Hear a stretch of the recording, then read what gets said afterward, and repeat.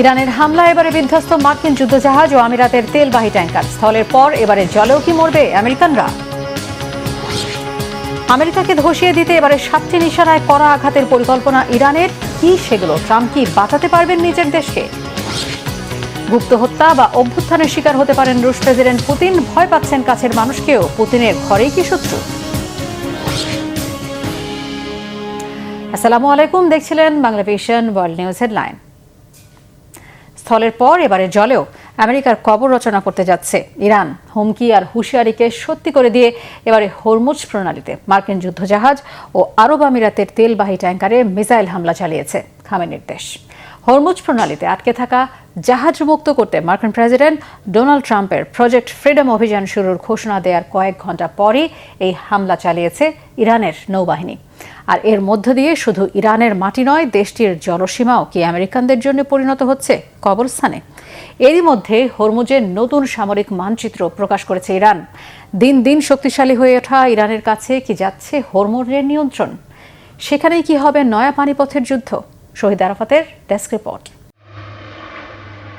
Project freedom Hormuz প্রণালীতে আমেরিকার president Donald ট্রাম্পের নতুন এক অভিযান। লক্ষ্য নৌপথটিতে আটকে থাকা হাজার হাজার জাহাজ মুক্ত করে তাদের নিজ দেশে ফিরে যেতে সহায়তা করা। রবিবার সামাজিক যোগাযোগ মাধ্যমে হুঁশিয়ারি দিয়ে প্রেসিডেন্ট ট্রাম্প লেখেন, যুদ্ধে হরমুজ প্রণালীতে অনেক দেশের জাহাজ আটকা পড়েছে যাদের যুদ্ধের সাথে কোনো সংশ্লিষ্টতা নেই, আর সেসব দেশ বা কোম্পানির জাহাজ মুক্ত করাই এবারের মিশন। নতুন এই অভিযানে অংশ নেবে 15,000 মার্কিন সেনা ও 100টি যুদ্ধবিমান। আর এই অভিযানে বাধা দেওয়ার চেষ্টা করলে কঠোর পরিণতি ভোগ করার হুঁশিয়ারি দিয়েছেন মার্কিন প্রেসিডেন্ট ডোনাল্ড ট্রাম্প। ইরান ও আমেরিকার এই অভিযানকে ভালোভাবে নেয়নি। রবিবার পাল্টা হুঁশিয়ারি দিয়েছেন ইরানের পার্লামেন্টের জাতীয় নিরাপত্তা কমিশনের প্রধান ইব্রাহিম আজিজি। হরমুজ প্রণালীতে যুক্তরাষ্ট্রের যে কোনো ধরনের পদক্ষেপকে যুদ্ধবিরতির লঙ্ঘন হিসেবে গণ্য করার হুমকি দেন তিনি।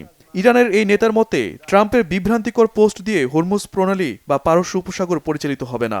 এই অঞ্চল বাগাড়ম্বর করার জায়গা নয়। হরমুজ প্রণালীতে বর্তমানে বিভিন্ন দেশের 2,000-এর বেশি জাহাজ আটকা পড়ে আছে। এসব জাহাজে আটকে আছে 20,000-এর বেশি নাগরিক বা ক্রু। জাতিসংঘের আন্তর্জাতিক জাহাজ চলাচল পর্যবেক্ষণকারী বিশেষায়িত সংস্থা IMO বলছে, আটকা পড়া জাহাজের মধ্যে তেল ও গ্যাসবাহী ট্যাঙ্কার, বাল্ক ক্যারিয়ার, পণ্যবাহী বা কার্গো জাহাজ এবং পর্যটকবাহী ক্রুজ লাইনার রয়েছে। একদিকে যুক্তরাষ্ট্রের প্রেসিডেন্ট ডোনাল্ড ট্রাম্পের জাহাজ মুক্ত করার অভিযান, অন্যদিকে যুদ্ধ বন্ধে নানাভাবে চাপ সৃষ্টি করা। সবশেষ ইরানের দেয়া 14 দফা প্রস্তাবের জবাব দিয়েছে ওয়াশিংটন। তেহরান তা পর্যালোচনা করছে। তবে এরপরও প্রশ্ন এসেছে, ইরানকে একটি সমঝোতায় আসতে বাধ্য করতে জাহাজ অবমুক্ত করার এই নয়া কৌশল হাতে নিয়েছেন কি মার্কিন প্রেসিডেন্ট? তবে ইরানের শক্ত অবস্থানে তা খুব বেশি কার্যকর হবে না বলে মত বিশ্লেষকদের। প্রেসিডেন্ট ডোনাল্ড ট্রাম্প থেকে মুখ ফিরিয়ে নিচ্ছে একটি বড় অংশের তরুণ শ্রেণী। সেরা অর্থনীতি গড়া নিয়ে ট্রাম্পের ভুয়া প্রতিশ্রুতি এটির বড় কারণ। 2025 সালে যেখানে প্রেসিডেন্ট ট্রাম্পের প্রতি আস্থা ছিল 48% তরুণের, সেখানে বর্তমানে তা নেমে এসেছে 25 থেকে 33%। যুদ্ধের প্রেক্ষাপটেও ডোনাল্ড ট্রাম্পের প্রতি মানুষের আস্থা ও সমর্থন অনেকাংশে কমে এসেছে। Shahid Arafat, Bangla Vision news desk. আমেরিকাকে দমন আর শায়েস্তা করতে এবারে 7টি নিশানায় কড়া আঘাতের পরিকল্পনা করছে ইরান। তেহরান সাফ জানিয়ে দিয়েছে, আবারও ইরানে হামলা হলে প্রথমবারের মতো এবারও কৌশল আর বুদ্ধিমত্তার সাথে এসব স্থানে আঘাত হানবে তারা। পুরোপুরি বিপর্যস্ত করে দিবে প্রবল ক্ষমতাধর আমেরিকার শক্তিকে। প্রথম দফা যুদ্ধে মধ্যপ্রাচ্যে থাকা 16টি মার্কিন সামরিক ঘাঁটি ইরানের হামলায় পুরোপুরি ব্যবহারের অনুপযোগী হয়ে পড়েছে। ফলে প্রশ্ন উঠেছে, এবারে ইরানের আঘাত থেকে বাঁচতে পারবে কি আমেরিকা, নাকি প্রথমবারের মতোই অকেজো হয়ে পড়বে? এবার ইরানের নিশানাগুলো কি কি? ডেস্ক রিপোর্টে জানাচ্ছেন রিফাত জামান। 30 দিন, কেবল 30 দিন যুদ্ধ স্থায়ীভাবে বন্ধের জন্য আমেরিকাকে এই 30 দিনের আলটিমেটাম দিয়েছে ইরান। না হলে হরমুজ থেকে জোর করে আমেরিকাকে সরানো এবং ইরানে আবারও হামলা হলে এবার নতুন উইনিং কার্ড ও সমর কৌশল নেবে বলে কড়া হুঁশিয়ারি দিয়েছে খামেনির দেশ। কিন্তু কি সেই কার্ড? এমন কি শক্তিশালী অস্ত্র আছে খামেনির দেশের কাছে, যাতে এত জোরালোভাবে বিশ্বের সবচেয়ে ক্ষমতাধর দেশকে হুমকি দিচ্ছে ইরান, যার ভয়ে বেশ নড়েচড়ে বসেছেন মার্কিন প্রেসিডেন্ট ডোনাল্ড ট্রাম্প? ইরান বলছে, আমেরিকা আবারও হামলা চালালে নতুন নতুন নিশানায় পাল্টা আঘাত হানবে ইরান, যা কেবল মধ্যপ্রাচ্য নয়, ছড়িয়ে পড়বে এর বাইরেও। ইরান কি কি করতে পারে? সরাসরি তো মার্কিন ভূখণ্ডে আঘাত হানা প্রায় অসম্ভব ইরানের জন্য। তাহলে বিশ্লেষকরা বলছেন, ইরানের হাতে এখন অন্তত 7টি নিশানা রয়েছে।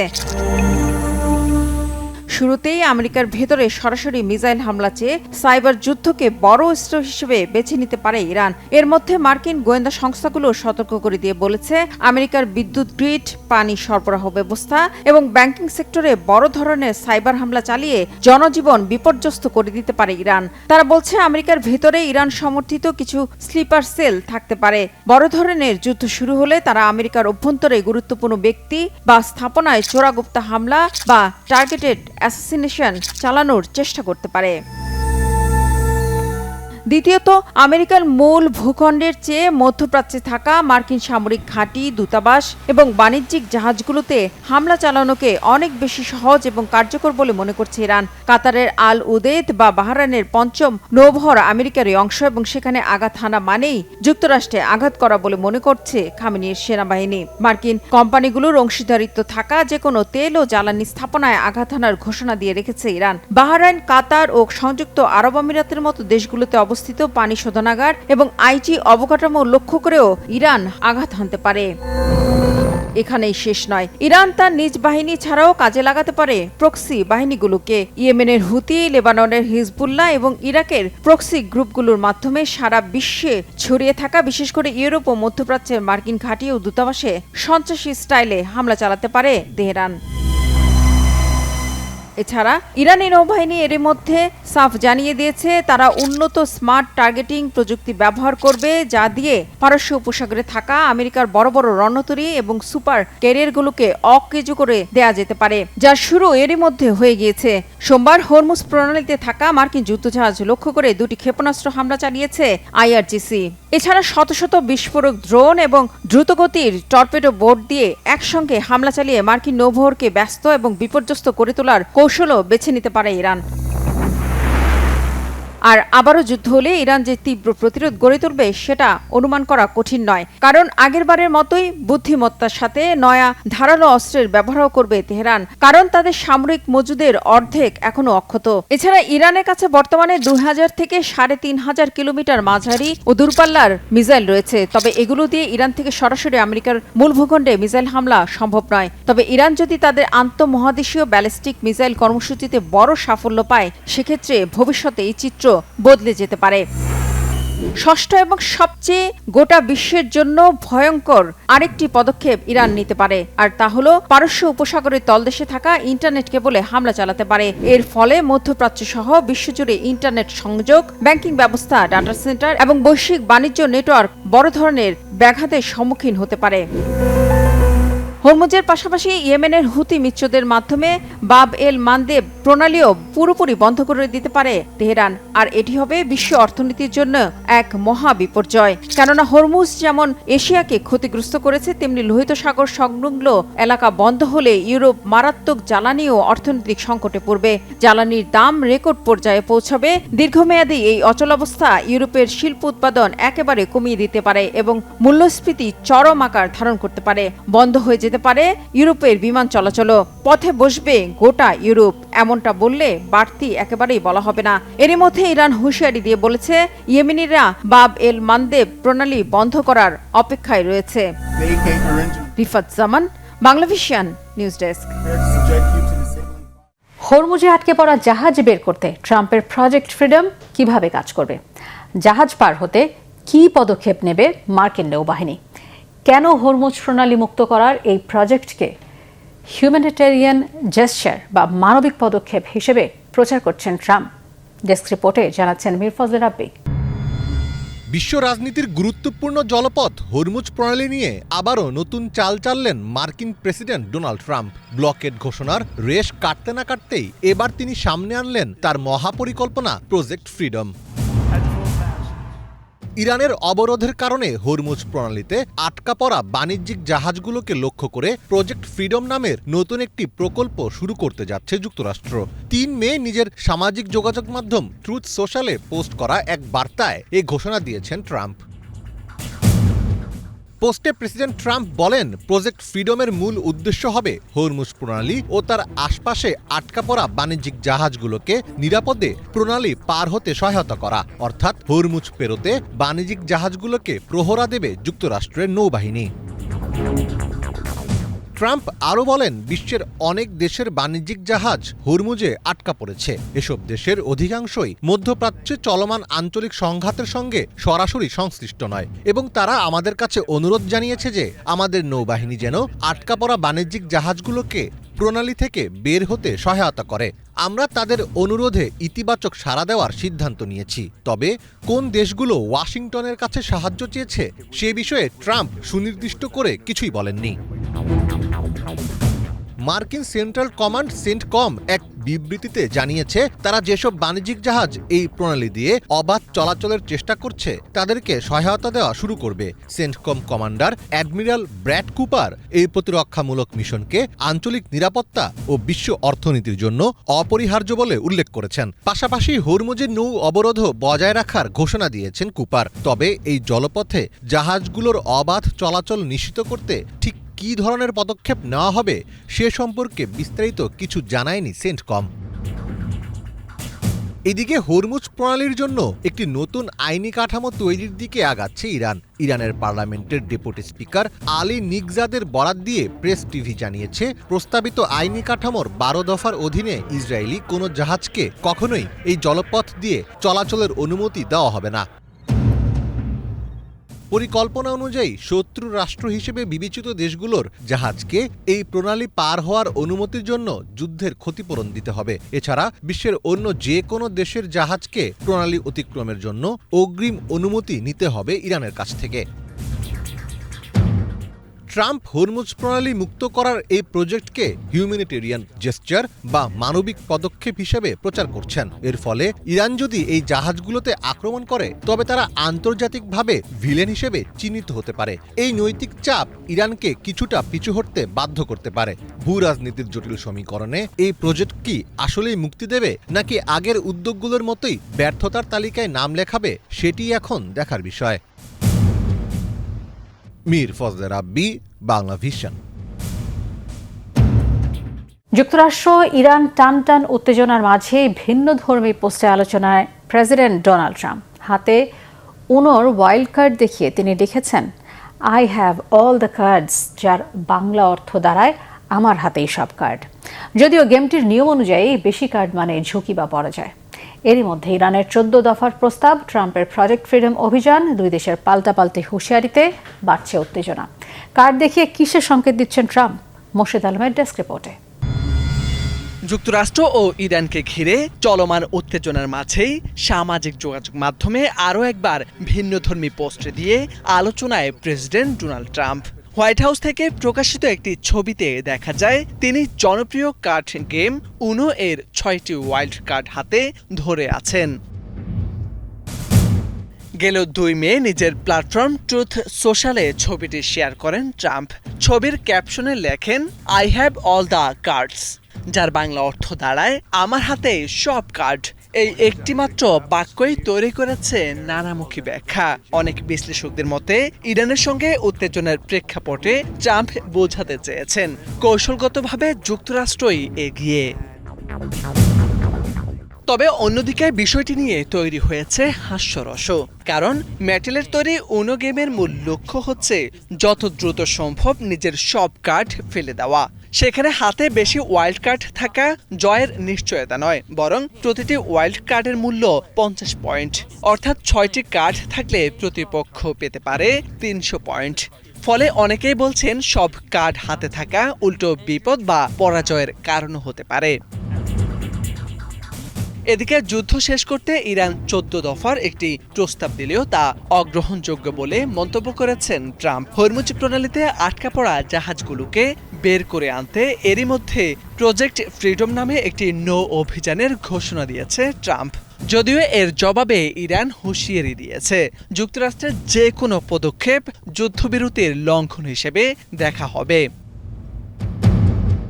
এর মধ্যে ইরান একটি খসড়া আইনের মাধ্যমে ইসরায়েলি জাহাজ চলাচল স্থায়ীভাবে নিষিদ্ধ করার কথাও ভাবছে।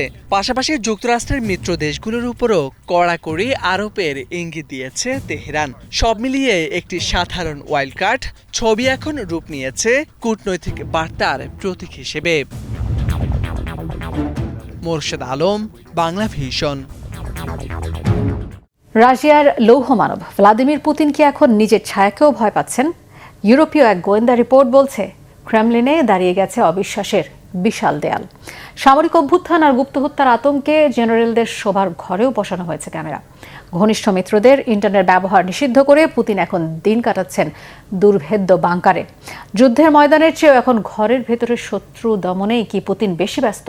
হাফিজুল ইসলামের ডেস্ক রিপোর্টে বিস্তারিত। রাশিয়ার ক্ষমতার কেন্দ্রবিন্দু ক্রেমলিনে এখন বিরাজ করছে আতঙ্কের পরিবেশ। যাদের উপর ভরসা করে প্রেসিডেন্ট ভ্লাদিমির পুতিন দেশ চালাতেন, তাদেরকে চোখে চোখে রাখতে বসানো হয়েছে কড়া নজরদারি। লৌহমানব পুতিন এখন নিজের ঘনিষ্ঠদেরও বিশ্বাস করতে পারছেন না। শীর্ষ সামরিক জেনারেলদের একের পর এক হত্যাকাণ্ড এবং সম্ভাব্য অভ্যুত্থানের আশঙ্কায় পরিস্থিতি এতটাই ভয়াবহ যে তার ঘনিষ্ঠ কর্মকর্তাদের শোবার ঘরেও বসানো হয়েছে সার্ভেইলেন্স ক্যামেরা। সম্প্রতি ইউরোপীয় এক গোয়েন্দা রিপোর্টের বরাতে এসব চাঞ্চল্যকর তথ্য প্রকাশ করেছে প্রভাবশালী গণমাধ্যম CNN। ক্রেমলিনে এমন ষড়যন্ত্রের খবরে প্রশ্ন উঠেছে, পুতিন কি এখন নিজের কাছের লোকজনকেও বিপজ্জনক মনে করছেন? এর পেছনে কি থাকতে পারে বিদেশি কোনো পরাশক্তির হাত? পুতিনের ব্যক্তিগত নিরাপত্তায় যোগ হয়েছে বাড়তি গোপনীয়তা। বাবুর্চি থেকে শুরু করে ফটোগ্রাফার, এমনকি পুতিনের দেহরক্ষীদের জন্য নিষিদ্ধ করা হয়েছে গণপরিবহন ব্যবহার। সংখ্যায় খুব সীমিত হলেও সকল দর্শনার্থীকে যেতে হচ্ছে 2 দফা কড়া তল্লাশির মধ্য দিয়ে। প্রেসিডেন্টের খুব কাছে যারা কাজ করেন তাদের এখন আর স্মার্টফোন ও ইন্টারনেট ব্যবহারের কোনো অনুমতি নেই। অফলাইন ফোনই তাদের একমাত্র ভরসা। ইউরোপীয় গোয়েন্দা রিপোর্টে দাবি করা হয়, মস্কো বা ভালদায়ের চেনা বাসভবনের বদলে রুশ প্রেসিডেন্ট বর্তমানে দিন কাটাচ্ছেন কৃষ্ণসাগর উপকূলের দুর্ভেদ্য বাংকারে। সাম্প্রতিক সময়ে বেশ কয়েকজন শীর্ষ সামরিক রুশ কর্মকর্তার রহস্যজনক মৃত্যু এবং ইউক্রেন যুদ্ধে কাঙ্ক্ষিত সাফল্য না পাওয়ার কারণে সেনা অভ্যুত্থানের আতঙ্কে আছেন পুতিন, এমনটাই ধারণা ইউরোপীয় গোয়েন্দাদের।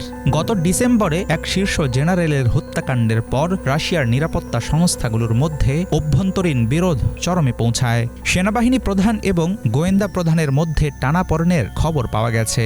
পুতিন তার বিশেষ বাহিনী FSO-কে মোতায়েন করেছেন 10 জন শীর্ষ কমান্ডারের সুরক্ষায়। ধারণা করা হচ্ছে সুরক্ষার নামে আসলে তাদের উপর নজরদারি চালাচ্ছেন পুতিন। এক সময়ের পরম মিত্র সের্গেই শোইগু এখন পুতিনের কাছে বড় আশঙ্কার নাম, এমন তথ্য দিয়েছে ইউরোপীয় গোয়েন্দারা। রুশ সামরিক বাহিনীর বড় একটি অংশের উপর শোইগুয়ের প্রভাব থাকায় তাকেই সম্ভাব্য অভ্যুত্থানের প্রধান নেতা হিসেবে দেখছেন পুতিন। অবশ্য ইতিমধ্যে শোইগুর ঘনিষ্ঠ সহযোগীদের গ্রেপ্তার করা হয়েছে দুর্নীতির অভিযোগে। বাইরে শত্রু আর ঘরের ভেতরে অবিশ্বাসের দেয়াল, এই দুইয়ের মাঝে পুতিন আসলে কতটুকু সুরক্ষিত সেটা নিশ্চিত হওয়ার উপায় নেই। ফলে ক্রেমলিন নিয়ে তৈরি হওয়া ষড়যন্ত্রের গুঞ্জন সত্য কিনা সেটা যাচাই করাও সম্ভব না। প্রায় 4 বছর ধরে চলা ইউক্রেন যুদ্ধের ধাক্কায় চাপের মধ্য দিয়ে যাচ্ছে রাশিয়ার অর্থনীতি। মস্কোর ধনাঢ্য এলিট শ্রেণী, যারা এতদিন যুদ্ধের উত্তাপ থেকে দূরে ছিল, তারাও এখন ইন্টারনেট বিচ্ছিন্নতা ও নানা অস্থিরতায় বিপর্যস্ত। সব মিলিয়ে ক্রেমলিনের ভেতরে বাজছে গভীর সংকটের সুর। পশ্চিমা গোয়েন্দারা মনে করছেন, ইউক্রেনকে রণক্ষেত্রে হারানোর চেয়ে রাশিয়ার ভেতরে তৈরি হওয়া ভাঙনই হয়তো পুতিনের জন্য বড় চ্যালেঞ্জ হয়ে দাঁড়াবে। এবারের বিজয় দিবস উপলক্ষে সাদামাটা রাষ্ট্রীয় প্যারেড যেন সামনে আনছে সেই আশঙ্কার সত্যিকার চিত্র। হাফিজুল ইসলাম, বাংলা ভিশন। দীর্ঘ 24 বছরের অপেক্ষা, অবশেষে মায়ের সাথে দেখা, কিন্তু সামনাসামনি নয়, ভিডিও কলের পর্দায়। একদিকে আমেরিকায় থাকা মেয়ে, অন্যদিকে ভিয়েতনামে মা। এক হ্যালো শব্দেই ভেঙে পড়ে আবেগের বাঁধ। তবে বাধা হয়ে দাঁড়ায় দুজনের ভাষা। কি ঘটেছিল সেই মুহূর্তে? মা মেয়ের এমন হৃদয় ছোঁয়া গল্প নিয়ে থাকছে মোর্শেদ আলমের ডেস্ক রিপোর্ট। 24 বছর পর মাকে ফিরে পেলেন এক তরুণী, তবে বাস্তবে নয়, পর্দার 2 প্রান্তে। তবুও যেন দূরত্ব হার মানে তাদের আবেগের কাছে। আমেরিকায় থাকা মেয়ে সারা ভিডিও কলে প্রথমবারের মতো দেখলেন ভিয়েতনামে থাকা তার গর্ভধারিণী মাকে, আর তাতেই কান্নায় ভেঙে পড়লেন দুজনে। পর্দায় মায়ের মুখ ভেসে উঠতেই বাকরুদ্ধ হয়ে পড়েন সারা। দুহাত দিয়ে মুখ ঢেকে অঝরে কাঁদতে থাকেন। অপর পাশে থাকা মাও হারানো মেয়েকে দেখে ধরে রাখতে পারেননি চোখের জল। দীর্ঘ 2.5 বছরের এই বিচ্ছেদ যেন এক মুহূর্তেই ভেঙে পড়ল এই হেলো শব্দে। তবে দুজনের মধ্যে ভাষাও ছিল বড় বাধা। সারা ইংরেজিতে কথা বলছিলেন, তার মা ভিয়েতনামি ভাষায়। মাঝখানে থাকা একজন অনুবাদ করে দিচ্ছিলেন। সম্ভবত তিনি এই মিলনের সেতুবন্ধন। তবে ভাষা ভিন্ন হলেও মামের চোখের ভাষা যেন একই। কিছুদিন পর মায়ের কাছে ছুটে যান সারা। সারা পেশায় একজন ক্রীড়াবিদ। যদিও এই মিলনটা খুব একটা সহজ ছিল না। ছোটবেলায় কোনো এক অজানা কারণে মাকে হারান সারা। এরপর কয়েকটি পুরনো ছবি, কিছু অস্পষ্ট স্মৃতি আর এক অদম্য ইচ্ছা, এই নিয়েই কয়েক বছর ধরে মাকে খুঁজতে শুরু করেছিলেন সারা। ভিয়েতনামের অলিগলি থেকে সীমান্ত পেরিয়ে দীর্ঘ অনুসন্ধানের পর অবশেষে মায়ের সন্ধান মেলে একজনের মাধ্যমে। আর সেই প্রথম কথোপকথনই এখন আবেগের এক জীবন্ত দলিল। ভিডিওটি প্রকাশের পরে তা ছড়িয়ে পড়ে সামাজিক যোগাযোগ মাধ্যমে। নেটিজেনরা বলছেন, বয়স যতই হোক না কেন, মায়ের কাছে সন্তান সবসময় ভালোবাসার। সবাই যখন ছেড়ে যায়, মা তখন আঁকড়ে ধরে রাখে। মা মানেই পরম নিরাপত্তা। রক্তের সম্পর্ক কখনো হারিয়ে যায় না, শুধু অপেক্ষা করে সময়ের। মোরশেদ আলম, বাংলা ভিশন। এই ছিল আজকের মতো, সাথে থাকায় ধন্যবাদ।